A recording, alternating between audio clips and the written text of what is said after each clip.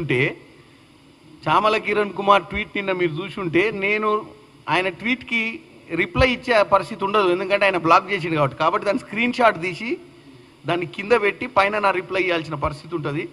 ఇక ప్రెస్సులను అయితే బ్లాక్ చేయలేడు కదా డైరెక్ట్ ఇన్లా రిప్లై.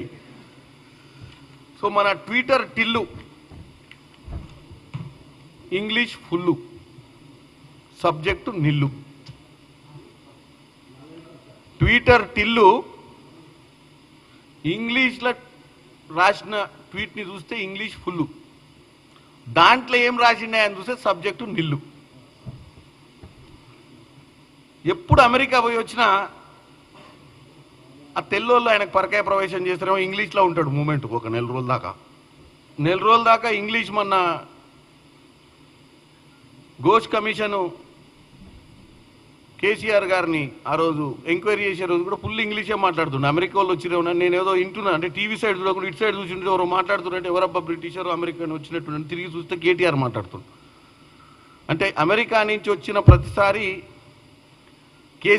కేటీఆర్ గారికి ఇంగ్లీష్ ఫుల్ మూమెంట్లు ఉంటాడు, ఎందుకంటే ఆ దాంట్లోకి వెళ్ళి బయటికి రానికి నెల రోజులు పడుతుంది. నార్మల్గానైతే ఆయన ఈ ట్వీట్ మీరు చూడండి, ఈ ట్వీట్ చూస్తేనే మీకు అర్థమైంది. నార్మల్గా దీన్ని తెలుగులో రాస్తాడు, ఇంగ్లీష్లో రాయాడు ఇంత పెద్ద ట్వీటు.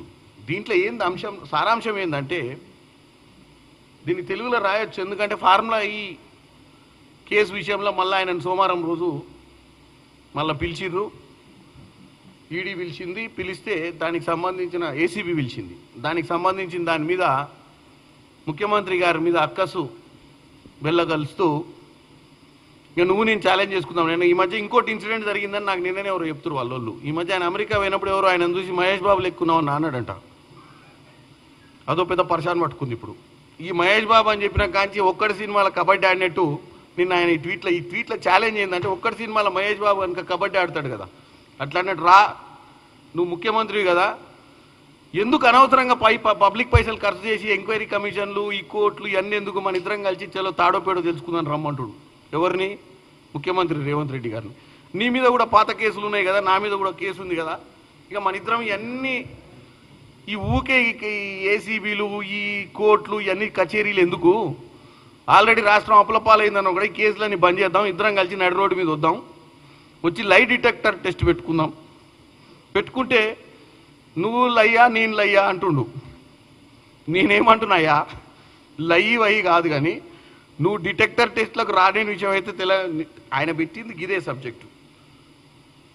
ఇది ఎట్లుందంటే ఆ మహేష్ బాబు అని చెప్పారు కదా, మహేష్ బాబు అనగానే ఒక్కడి సినిమాలో ఏకపాత్ర అభినయం చేసి ఇప్పుడు తెలంగాణ ప్రజల ముందు నా అంత గొప్ప హీరో లేడు, ఛాలెంజ్ చేసినా రమ్మంటే వస్తలేడని చెప్పడానికి ప్రయత్నం చేస్తుండు.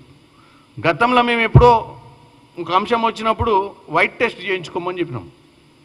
అంటే అప్పుడు డ్రగ్స్ విపరీతంగా సినిమా యాక్టర్లు హైదరాబాద్ నగరం డ్రగ్స్ వాళ్ళ పరిపాలనలే చేసుకోమన్నప్పుడు ఈరోజు ఛాలెంజ్ చేస్తుండు కదా దొరవారు, మరి చిన్న దొరయ్యాల మనం ఛాలెంజ్ చేసినప్పుడు మరి ఆయనే వచ్చి చేసుకోమంటే చేసుకోలే.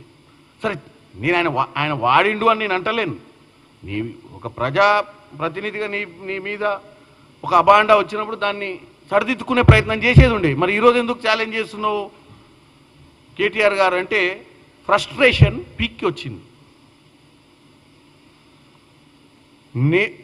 ఇక్కడ సబ్జెక్ట్ ఏంది, నువ్వు క్యాబినెట్ ఆమోదం లేకుండా ఒక మున్సిపల్ శాఖ మంత్రిగా నువ్వు ఇంత డబ్బు నువ్వు అకౌంట్లకు ట్రాన్స్ఫర్ చేసినావు అనేది సబ్జెక్టు. అవును నువ్వు తెచ్చుకో, ఇప్పుడు నువ్వు ముఖ్యమంత్రి అయినావు కానీ నేను ట్రాన్స్ఫర్ చేసింది వాస్తవమే, నువ్వు తెచ్చుకోవచ్చు కదా అంటుండు.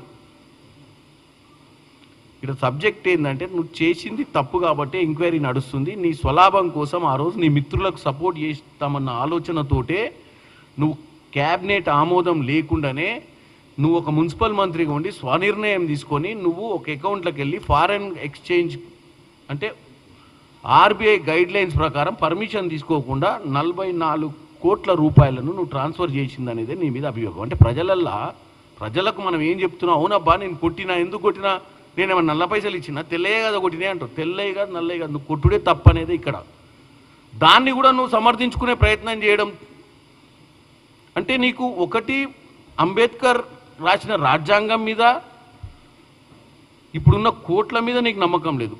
కోట్ల పంచాయతీ ఈయనది ఒక పంచాయతీ ఏసీబీ, అప్పుడు మా ముఖ్యమంత్రి గారి మీద అప్పుడు పాత కేసు ఒకటి ఉండే. ఇక 2 కేసులు ఎందుకు, మన ఇద్దరం వచ్చి లై డిటెక్టర్లు పెట్టే, మన కోర్టులు ఎందుకు, లై డిటెక్టర్లు మీరే పెట్టుకునేది ఉంటే.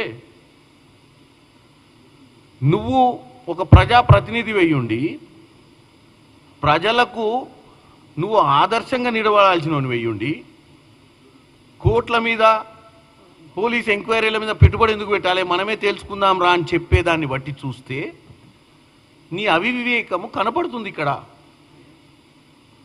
దానికి ఇంత పెద్ద ఇంగ్లీష్లో ట్వీటు ఏమని చెప్పాలి? తెలంగాణ ప్రజలు అర్థం చేసుకోవాలి. ఏమని? 10 సంవత్సరాల అధికారంలో ఉండి సంవత్సరంన్నర పాలన మీద ఎంత పీక్కు పోయిందో ఫ్రస్ట్రేషన్. 10 సంవత్సరాల పాలనలో మీరు ఉన్నప్పుడు మీరు చేసిన తప్పుల గురించి ఏ రోజన్నా ప్రతిపక్షాలు ప్రతిరోజు ఇట్లాంటి ఇంత పొడుగు ట్వీట్లు పెట్టి తెలంగాణ ప్రజల మధ్యన విషబీజాలు నాటే ప్రయత్నం ఎవరైనా చేసిర్రా? నిజంగానే నేను బీజేపీ అడుగుతున్న, మేము కూడా పొజిషన్లో ఉన్నాం, బీజేపీ వాళ్ళ పొజిషన్లో చాలామంది, చాలా పొలిటికల్ పార్టీసు, చాలా పొలిటికల్ లీడర్సు నీకంటే మంచి ఇంగ్లీష్ వచ్చిన వాళ్ళు కూడా ఉండే. మా కొండ విశ్వేశ్వరరెడ్డి అన్న కూడా నీకన్నా మంచి ఇంగ్లీష్ వచ్చు. ఏ రోజన్నా మిమ్మల్ని 24 గంటలు ట్వీట్లనో దేంట్లనో ప్రజలను తప్పుదో పట్టించే ప్రయత్నం చేసిర్రా? చేయలే. మరి మీరు ఎందుకు చేస్తుర్రు? ఇవాళ మీరు కేవలం